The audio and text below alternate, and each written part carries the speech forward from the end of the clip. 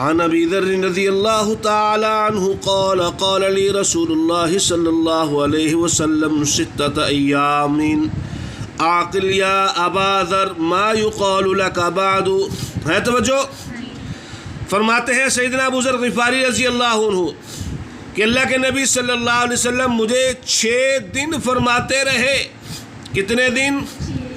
6 دن فرماتے رہے. یا ابا ذر، عاقل یا ابا ذر، سن لے، سمجھ لے ابو ذر، سمجھ لے جو تجھے بعد میں کہا جائے گا. فلما کان اليوم السابع، جب 7واں دن آیا. کون سا دن آیا؟ 7واں دن آیا تو ارشاد فرمایا اوصی کا بھی تقوی اللہ فی سر امریکہ وعلانیتک. کیا کہا؟ میں تمہیں وصیت کرتا ہوں اللہ سے ڈرنے کی اپنے پوشیدہ اور ظاہری معاملات میں، علانیہ معاملات میں.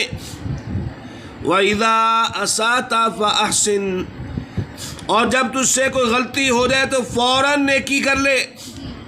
تجھ سے کوئی گناہ ہو جائے، برائی ہو جائے، فَأَحْسِن، فوراً کوئی بولو نیکی کر لے.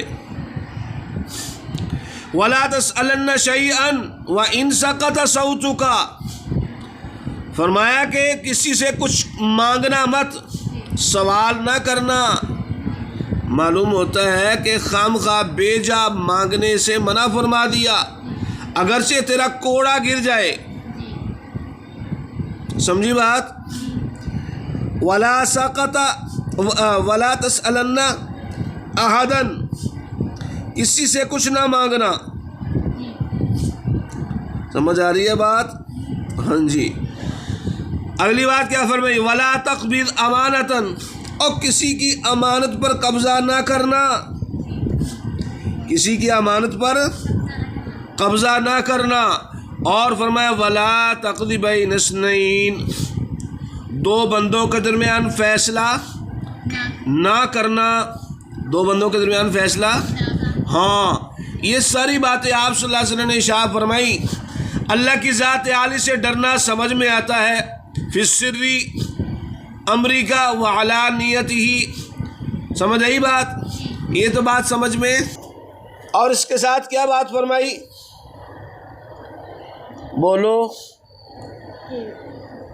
جب کوئی برائی ہو جائے تو فوراً نیکی کر لے تاکہ نیکی برائی کو ختم کر دے.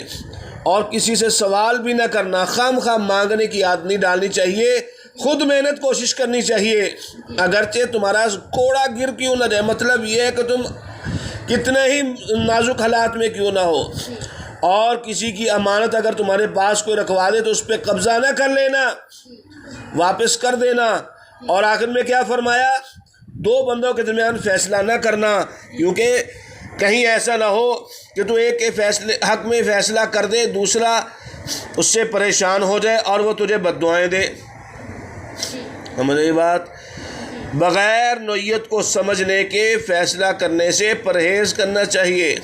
اگر کسی بات کا نہ پتہ ہو مت فیصلہ کرو. ان کو کہو بھئی آپس میں خود نمٹو، کسی اور آدمی سے جا کر کہو. ایک حدیث میں آتا ہے کہ جو 2 بندوں کے درمیان فیصل بنایا گیا، فیصلہ کرنے والا بنایا گیا، وہ ایسے ہی ہے جیسے الٹی چھری سے ذبح کیا گیا. سمجھ آئی